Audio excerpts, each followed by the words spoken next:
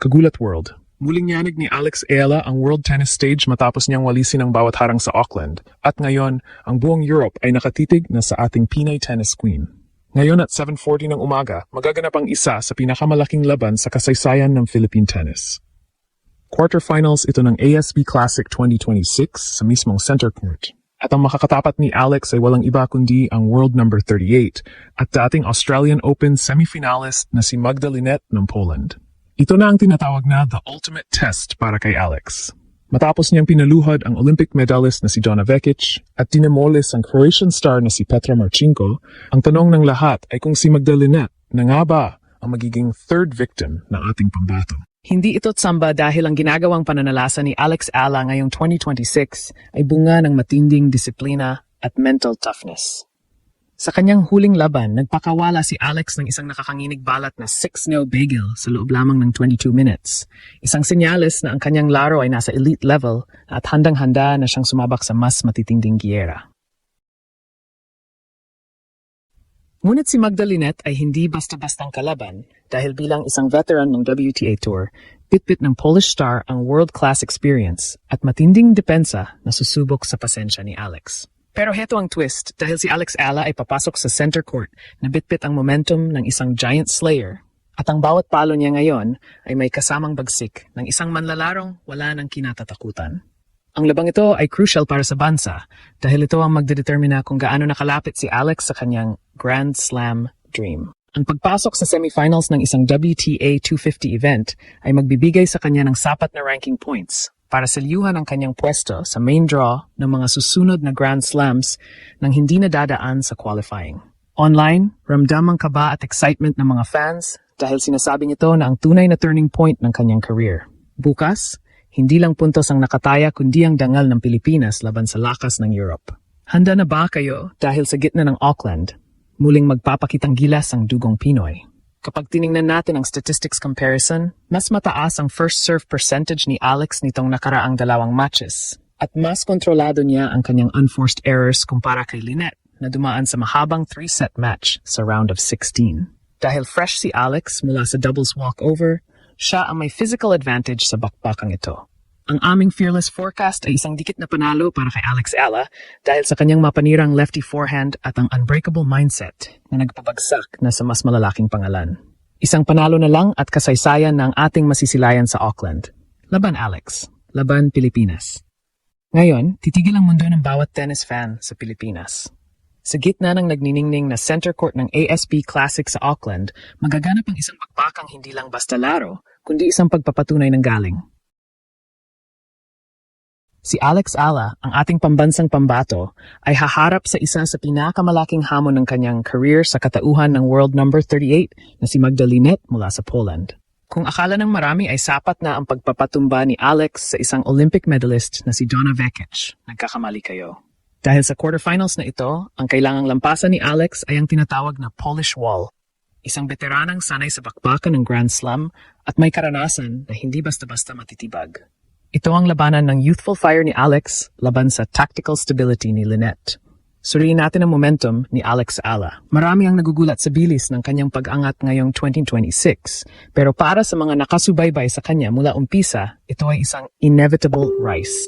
Sa kanyang huling laban sa round of 16, ipinakita ni Alex ang isang klase ng dominasyon na bihira nating makita sa WTA level. Ang 22-minute bagel o ang 6-0 score sa unang set laban kay Petra Marcinko ay isang mensahe para kay Magda Linette, na si Alex ay hindi narito para lang makipagpalitan ng bola, kundi para sumakmal at manalo. Ang kanyang lefty playstyle na naging bangungot na ng dalawang Croatian stars ang muling magiging sandata niya bukas. Ang bawat palo ni Alex ngayon ay may kakaibang bigat at anggulo na mahirap basahin, lalo na para sa mga manalarong sanay sa traditional right-handed opponents. Sa kabilang panig naman, si Magda Linette ay hindi dapat maliitin. Siya ay dating Australian Open semifinalist, isang karangalan na tanging ang mga elite players lang ang nakakamit. Kilala si Linette bilang isang counter-puncher. Isa siyang manlalaro na kayang ibalik ang lahat ng bola hanggang sa mapagod at mag-error ang kalaban. Kung si Alex ay parang bagyo na humahagupit, si Linette naman ay parang pader na naghihintay lang ng pagkakataon. Ito ang magiging X-factor ng laban, ang pasensya ni Alex. Kailangang maging matalino ang ating Pinay pride sa pagpili ng pagkakataon kung kailan siya atake. Sa laban niya kay Vekic, napatunayan ni Alex na kaya niyang makipagsabayan sa mahabang rallies at iyan ang kailangan niyang ulitin bukas para maging third victim ang Polish star. Pagdating naman sa stats, may malinaw na bentahe si Alex pagdating sa conditioning. Si Lynette ay dumaan sa isang nakakapagod na 3-set thriller laban kay Cocharetto sa nakaraang round, habang si Alex naman ay fresh na fresh matapos ang isang mabilis na singles win at isang walkover sa doubles. Sa isang quarterfinal match kung saan ang bawat minuto ay mahalaga, ang sariwang katawan ni Alex ang maaring maging susi sa huling bahagi ng laban. Mas mataas din ang first serve percentage ni Alex sa tournament na ito na nasa 58% kumpara sa 55% ni Lynette. Sa elite level, ang 3% bentahe na ito ay sapat na para makagawa ng break of serve na magbabago sa takbo ng laro. Ang labang ito sa center court ay hindi lang tungkol sa pagabantay sa semis. Ito ay tungkol sa respeto. Gusto ni Alex na ipakita sa buong Europe na ang kanyang pagkapanalo sa mga nakaraang rounds ay hindi tsamba. Ang Giant Slayer aura na bit niya ay tila nagiging isang takot para sa kanyang mga kalaban. Bukas, sa harap ng libu-libong fans at milyon-milyong nanonood online, ang bawat sigaw ng laban Alex ay magsisilbing lakas niya para ituloy ang kanyang pananalasa.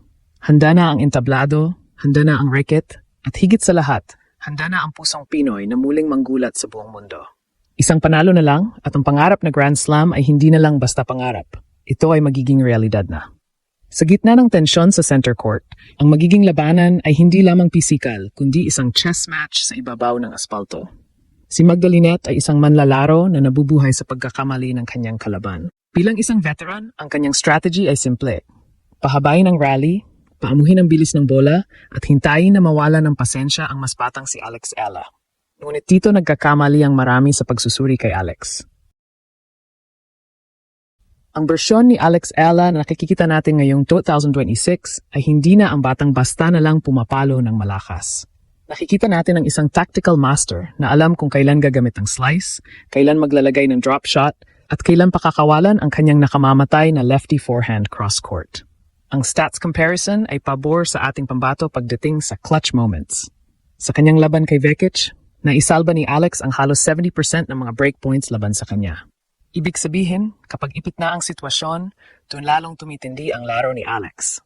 Sa kabilang banda, si Lynette ay nagpakita ng ilang double faults sa ilalim ng pressure noong nakaraang round. Kung magagawa ni Alex na ilagay ang pressure sa second serve ni Lynette, asahan nating magkakaroon ng maraming pagkakataon para sa break of serve. Ang agresibong return ni Alex na nakita nating nagpabagsak kay Marchenko sa loob lamang ng 22 minutes sa unang set, ang magsisilbing susi para sirain ang rhythm ng Polish veteran.